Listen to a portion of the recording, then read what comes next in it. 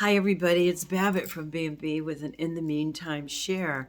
I have just some random thoughts I wanted to impart about my journey thus far with this whole new uh,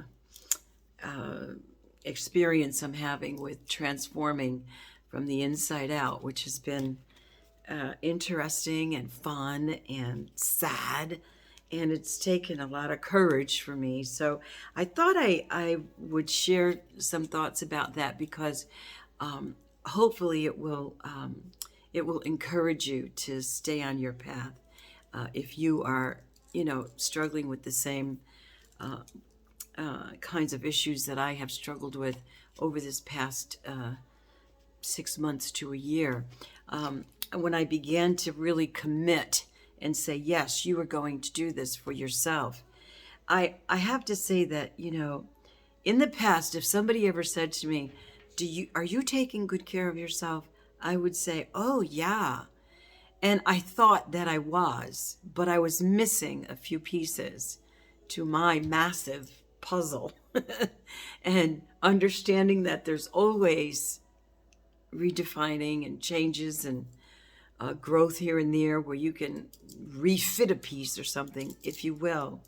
So when I made the commitment, first of all, I had to, as you know, if you have been following me for the last year or so, I started out with Pilates and I loved it. And I loved I still love her, my instructor. She is a master at what she does. And I really enjoyed that. But it just was not, I had to drive a long distance to get to her.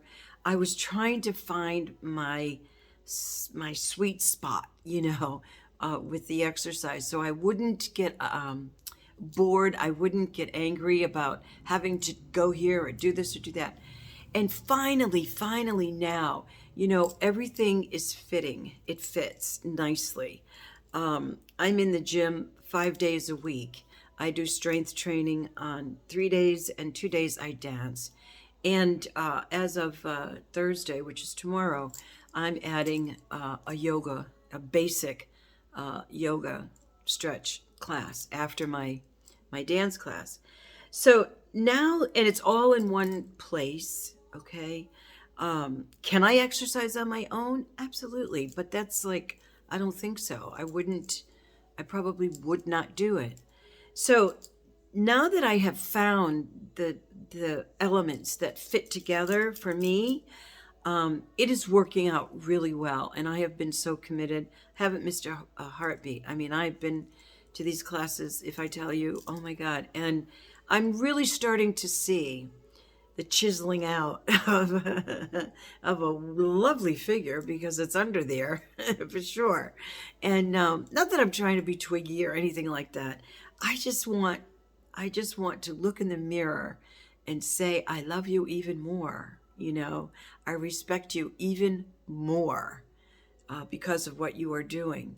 So if there's anybody out there who's going through this phase of trying to love yourself more and wanting to chisel out your body or become more energized, you can do it. It is hard work. And a lot of times it's connected to emotional issues, at least for me. I can only speak for me. Maybe it's not that way for you, but my physicality, my well-being emotionally is all connected to feelings. Some that are buried, some that are, kind of surface to the top. And I've mentioned to you that I am excavating emotionally, internally, where all the combustion lives, where all of it is buried in pockets. So as I go through this process, it's not just exercise, it's owning up, it's being responsible, it's being accountable for all of the things that I possess inside, my thoughts, my feelings. I'm not a perfect person. I have made more mistakes than Carter has pills. Some of those mistakes I buried. I have done a lot of wonderful things, and I've done some not so wonderful things. And sometimes, we don't want to look at the things that you do that are not so wonderful. It takes courage. It takes courage. And sometimes we have bad experiences that we bury. But you've got to be a great excavator, gentle to yourself and forgiving, and you have to comfort yourself at times, when you're going through this whole process of reshaping, transforming your whole being. It is very, very important. So I just wanted to share that, so to encourage somebody out there needs to hear this. Be gentle with yourself, and at the same time, be committed. Be committed. Make a new commitment right here, right now, and say that you are going to commit a new intention to truly love and take care of you, because you are so important. Do you know, when you start to do that, your life is going to blossom and change and go in the directions that it should be going in automatically. I'm telling you, it just will. I don't have a crystal ball. I can only tell you that since I've recommitted to me, things are just unfolding. Does that mean no more obstacles, no more problems? Of course not. I just said to you that going through this process is quite emotional, because it is. But I feel so much more empowered. I feel like, at least I have a deeper understanding about me, what I want, where I'm going, where I'm not going. It's just all so important and so relative, I think. So I just wanted to share those random thoughts, and hopefully, it can touch somebody and you say, wow, that really helps me. You know what I mean? And we'll just see. If it helps you, let me know. And now I'm going to pull one of these cards. I love these oracle cards. They're so beautiful. And I stare at them a lot and I read them a lot. And it's just wonderful. So this one is called, and oh, by the way, Fawn Carol Cunningham, my dear friend, I can't wait to come and see you, really, and I am coming. I know it's been a long time, but thank you for telling me that. She told me that when I hold up a card, it's like backwards or something, and you really can't read it, So I'll just show you the picture on it, because you're not going to be able to read the words. But this one says, the garden and the gate.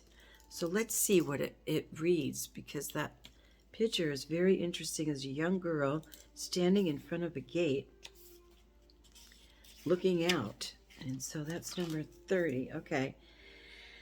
And it says, this card shows a peaceful young woman in a beautifully blossoming garden with colorful flowers all around. And that's what it shows. You see that? You can definitely see that picture, even if you cannot read the words, right? However, the gate to the road outside the garden is blocked, or is locked, I'm sorry, while the girl wears a key. My glasses are so dirty, I can't even see. Wait a second, because I got to clean them. I have to read what's there. I have so much. I keep putting my glasses on top of my head, and, I don't know what happens again. Yeah, that's better. Okay. Let's start all over, okay? This card shows a peaceful young woman in a beautifully blossoming garden with colorful flowers all around.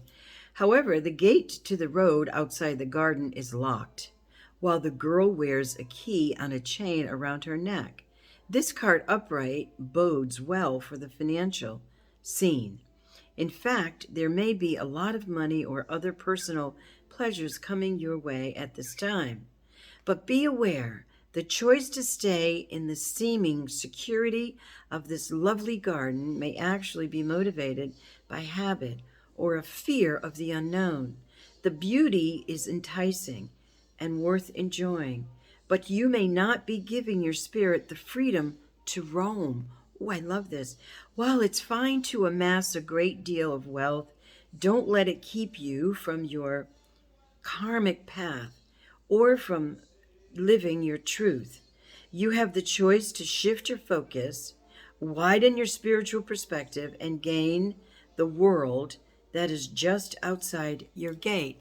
And I mean, I just plucked this card out. Truly, I don't go through these and whatever. But can you see that? See the picture? Just look at the picture. Even if you can't see the words, it's okay. It looks like, it looks like her life is totally wonderful and happy, and she's going to stay inside that gate to me.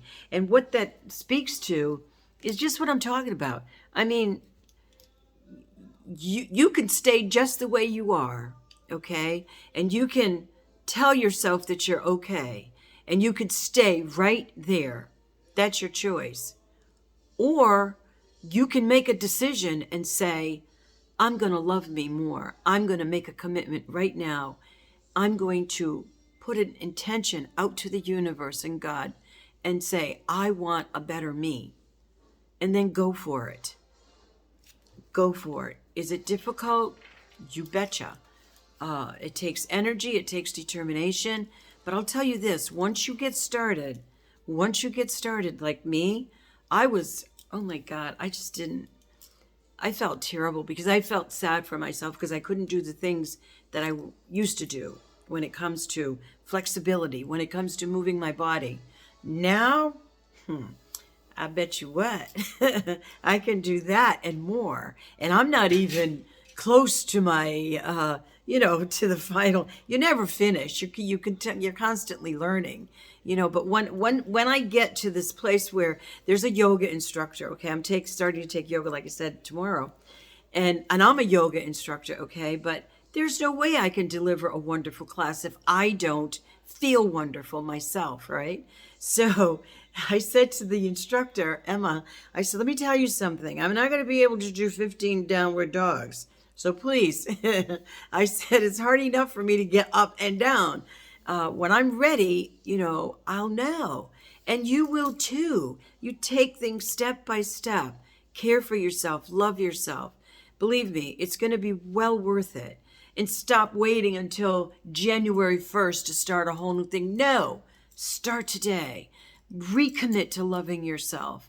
Honest to God, it's going to be so fabulous. And I'll keep you posted about my progress and tell you, the things that I'm experiencing, because I am not a quitter.